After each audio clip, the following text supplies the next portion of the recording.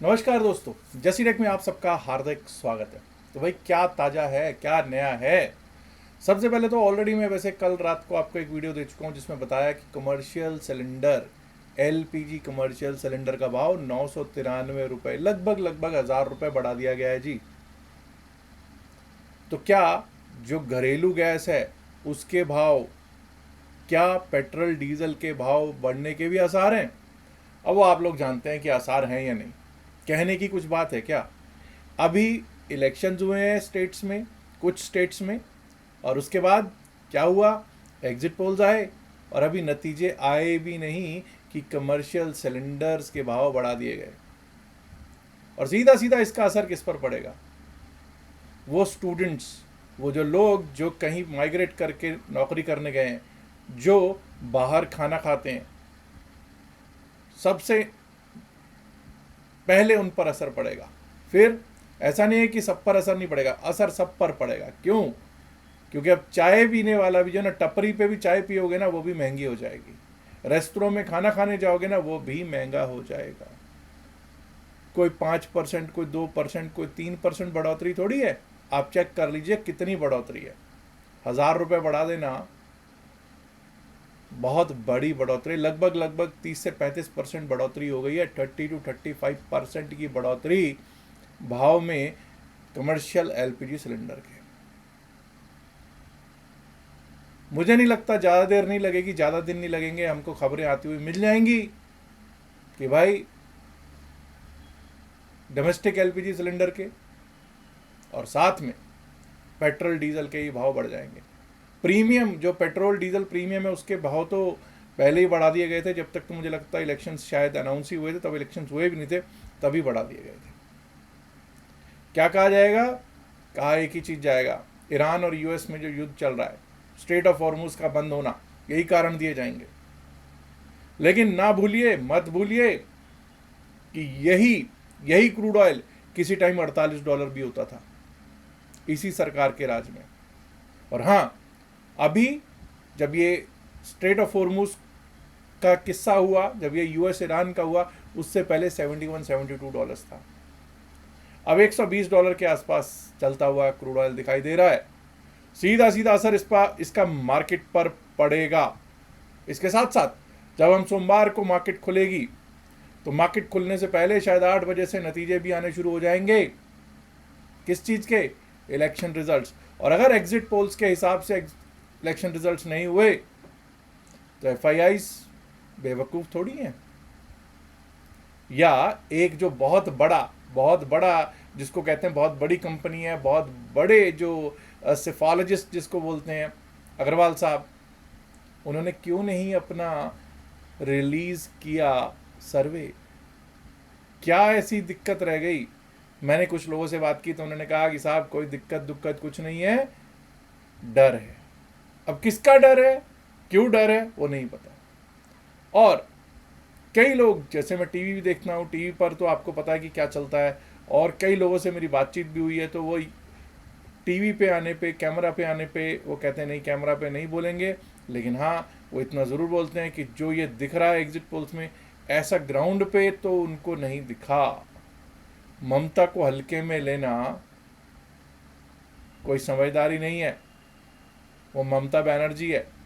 वो ठीक है कि इस बार सीटें बढ़ेंगी जो उनके हिसाब से, I am not saying this, these are their words, कि भाई सीटें बढ़ेंगी, लेकिन ममता को हल्के में नहीं लिया जा सकता। वो बंगाल टाइग्रेस है। एनीवेज, ये तो वक्त ही बताएगा कि सेहरा किसके सिर बंधेगा बंगाल का। असम का सेहरा जो है, फिर से ऐसा लगता है कि बीजेपी के ही सिर बंधेगा। अब वो मुख्यमंत्री यही रहते हैं, कोई और होता है, वो एक अलग सवाल है, वो विषय नहीं है। तमिलनाडु में डीएमके, जो अभी करंट रेजीम चली रही है, उसको फाइट दे रहे हैं विजय बाबू दे रहे हैं उसको फाइट। अब विजय साहब कितनी सीट्स लेके आते हैं? बहुत कुछ। अगर कहीं कोई हंग असेंबली वाली कहानी हो गई तमिलनाडु में, तो विजय साहब जो हैं वो किंग मेकर की भूमिका या किंग भी बन सकते हैं, ऐसा कुछ लोगों का मानना है। पुडुचेरी में बीजेपी के आने के चांसेस हैं। और बाकी अगर आप देखोगे तो एसएम, बंगाल, पुडुचेरी, इन तीनों जगह पे ऐसा लग रहा है कि भाई जो एग्जिट पोल्स कह रहे हैं कि बीजेपी आएगी, आने के चांसेस हैं, लेकिन जब तक बंगाल का क्लियर नहीं होता, क्योंकि अभी तक जितने भी एग्जिट पोल्स हैं 2024 में फेल हुए, उससे पहले बंगाल चुनाव में भी फेल हुए, उससे पहले कितने ही चुनाव ऐसे हुए जहाँ पे ये बुरी तरह से फेल हुए हैं। पंजाब चुनाव में ये फेल हुए थे, मुझे अच्छी तरह से याद है। तो ये बहुत इनके फेलियर्स हैं। तो अब आगे आगे देखिए होता है क्या, we should wait for Monday. अब इस टॉपिक से इत्र होकर मैं चलता हूँ मार्केट की ओर और देखते हैं बीएसई सेंसेक्स का क्या हाल है। 77,000 के नीचे हमारी क्लोजिंग हुई थी, 77,000 के नीचे क्लोजिंग हुई थी, क्लोजिंग नहीं एक्सपायरी हुई थी 76,913 पर बृहस्पतिवार वाले दिन। और आप में से बहुत लोग ऐसे हैं जो होल्ड करके गए हुए होंगे सोमवार के लिए। 4 रात 3 दिन की प्रीमियम मीटिंग के बाद हम सोमवार को मार्केट ओपन होगी और वॉलेटिलिटी रहने के पूरे पूरे आसार हैं। कब किसका पलड़ा भारी होगा बंगाल चुनाव पे बहुत कुछ असर डालेगा। चलिए देखते हैं कि क्या सिचुएशन बनी हुई है। एफआईआईस तो भाई बेच कर ही गए दिखाई पड़ते हैं। अगर हम देखेंगे तो एक स्पिनिंग टॉप कैंडल बनी हुई दिखाई दे रही है, यानी कि हम 76,258 तक का लो तो लगाया, लेकिन वहीं से एक अच्छी ज़बरदस्त रिकवरी आती हुई दिख रही थी। लेकिन कहीं ये एक्सपायरी का असर ही तो नहीं था। वॉज इट जस्ट द असर ऑफ द एक्सपायरी? क्योंकि अगर आप देखोगे तो बड़े बैंक्स यानी कि एचडीएफसी बैंक, कोई आईसीआईसीआई बैंक, ये सब के सब दिक्कत देते हुए दिखाई दे रहे हैं। और कोटक बैंक के भी नतीजे आ जाने वाले हैं, आज उन पर भी बातचीत मैं by the end of the day करूंगा। सेंसेक्स पर ही चलो एक बार कुछ रहते हैं और सेंसेक्स पर देखने की कोशिश करते हैं कि अभी हम सभी डेमास के नीचे बैठे हुए हैं या ऊपर आ चुके हैं।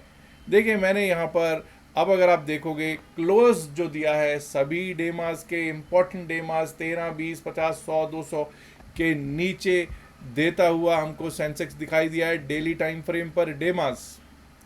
अब अगर हम चलते हैं और ज़रा देखने की कोशिश करते हैं कि क्या कहता है एमएसीडी पर भी देख लेते हैं क्या सिचुएशन है। साहब एमएसीडी पर अभी भी उसको लग रहा है कि नहीं भाई, अभी भी उसको लग रहा है कि यहाँ पर भी बाइंग आ सकती है। बाइंग हल्की हो रही है, वो कह रहा है बायर्स हल्के होते हुए ज़रूर दिख रहे हैं, लेकिन ये मानने को एमएसीडी तैयार नहीं है कि अभी मार्केट नीचे जाने को तैयार है। But it is saying that this is standing on a support, और यहाँ से टूटा तो एक अच्छा खासा टूट हो सकती है, अच्छा खासा गिरावट की ओर हो सकता है इसका रुख।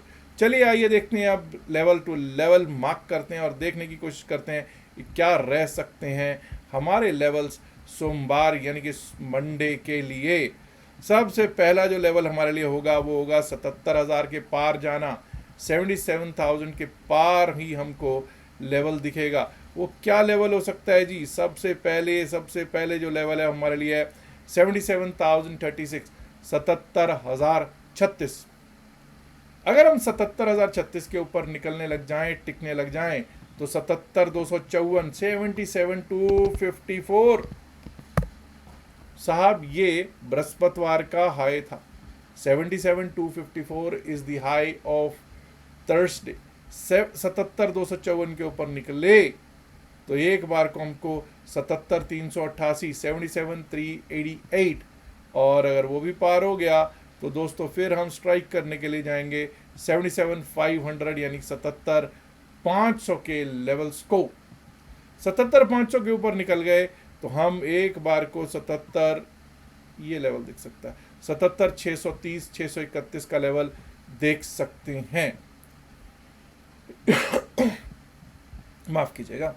ऑन द डाउन साइड देखिए, डाउन साइड पे अगर अब हम 76,000 ये लेवल अगर कट गया, 76,797, 76,800 के नीचे गए, 76,797 के नीचे जाना शुरू कर दिया तो भाई क्लियर कट हमें यहाँ से डाउन साइड का रुख मिल सकता है, जो कि हमको 76,675, 76,675, 76,675 भी अगर टूट गया तो फिर समझिए दोस्तों कि हम लोग एक बार को ये लेवल 76,530, 76,530 की ओर जाता हुआ बीएसई सेंसेक्स को देख सकते हैं।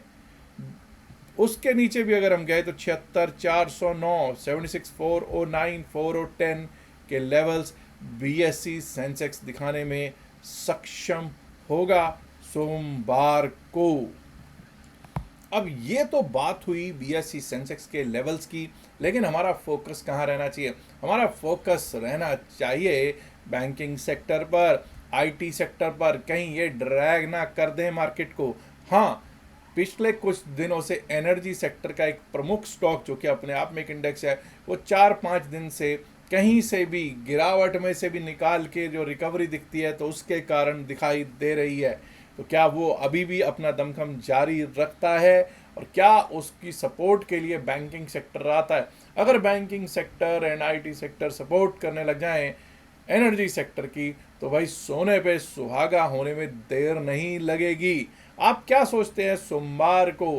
क्या एग्जिट पोल्स पर आपको भरोसा है, या एग्जिट पोल्स ने जो बोला है वो बिल्कुल एग्जैक्ट पोल से मैच नहीं करेगा?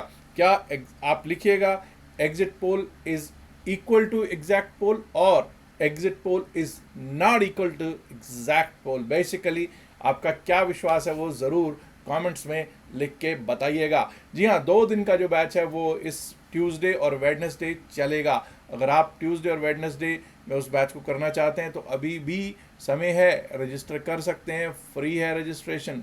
एक ही चीज़ है, आपका हमारे लिंक से डेल्टा एक्सचेंज में अकाउंट होना ज़रूरी है। डेल्टा एक्सचेंज का लिंक हमने description of the video, pin message of the video में दे रखा है। याद रखिएगा, जो भी बातचीत वीडियो में की गई है सिर्फ और सिर्फ एकेडमिक पर्पस से की गई है। इसका बाय सेल की सलाह से कोई लेना देना नहीं है। बाय सेल की सलाह के लिए आप अपने फाइनेंशियल एडवाइजर से बात कीजिएगा। उम्मीद करता हूँ वीडियो को आप ऑलरेडी लाइक कर चुके होंगे, नहीं किया तो लाइक कीजिएगा, शेयर कीजिएगा इस वीडियो को अपने दोस्तों के साथ ज़्यादा से ज़्यादा संख्या में। एंड माय डियर फ्रेंड्स, अगर आपने अभी तक जैसे तक चैनल को सब्सक्राइब नहीं किया है, देर किस बात की? सब्सक्राइब करना तो बनता है ना दोस्तों। शुक्रिया, नमस्कार, धन्यवाद, good luck, enjoy your weekend, bye bye.